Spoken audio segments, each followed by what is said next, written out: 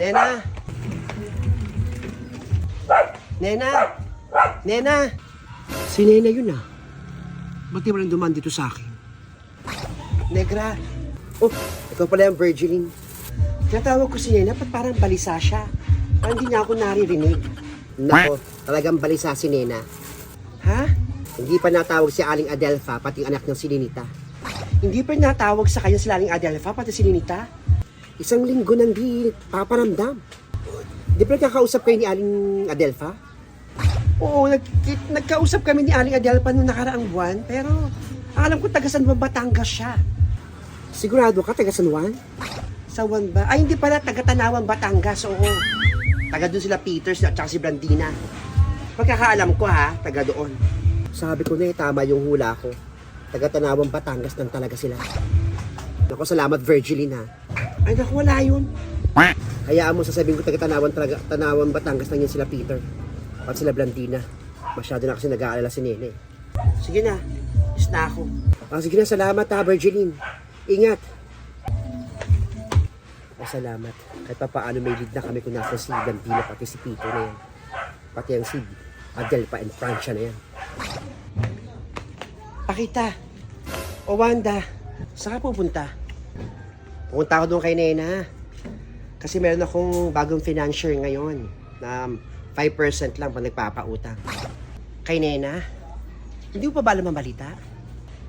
Ha? Ano bang balita kay Nena? Nakidnap ang anak ni Nena. Kinidnap ng kanyang mga hilon na binat tsaka hipag. Ano? Kinidnap yung anak niya? Naku, hindi mo makakausap ng matino si Nena, balisa yun. Dahil hanggang ngayon, di pa tumatawag yung kanyang anak. Naku, mapuntahan nga yan si Nena. Sige, dyan ka na muna. Salamat sa balita, Wanda. O sige na, mag-iingat ka. Uy, Negra. Uy, pakita. Nabuhay ka. Namiss ko yung mga chismosa. Totoo ba ang balita na kinidnap yung anak ni Nena?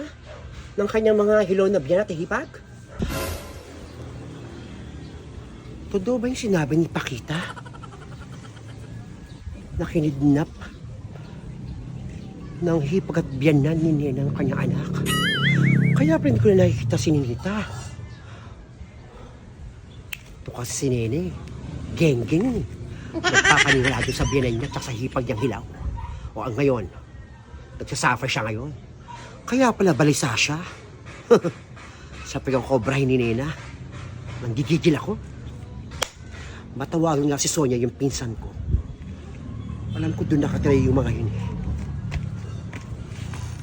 Sino naman nagkwento sa inyan? Ang kwento sa akin ni Wanda, nakita kami doon, oh. Ay naku, hindi naman kinidnap. Kinuwalan dito si Ninita, kaya lang, isang linggo lang di nagpaparamdam. So parang kidnap nga rin siguro yun. Hindi naman makausap ng matino si Nena dahil sa kakaisip sa anak niya. Totoo ba yan? Ay nako, hindi mo taga makakausap ng matino si Nena. Balisang balisa, ikaw ba naman eh? Kinuha yung anak mong nag-iisang anak mo tapos hindi mo lang nagparamdam kung nasaan na. Hanggang ngayon hindi pa natawag yung bata. Hindi pa natatawag yung mga hilaw na biyanan ni Nena. Ano ba yan? Eh may bagong financier pa naman ako na 3% lang o 5% lang yung tubo sa mga pautang. Pwede kong yayain si Nena doon. Talaga? Ang mura naman, may 3% tsaka 5% lang ang tubo. Hayaan mo ha, pakisabihan mo si Nena pag dumating siya, kung kailangan niya ng pera para hanapin yung anak niya, nandito lang ako. O sige, wag ka maglala. Pasabihin ko yan kay Nena na meron kayong bagong financial na pwedeng utangan. O sige na, Negra. Kakabahala naman yan. O sige, ingat.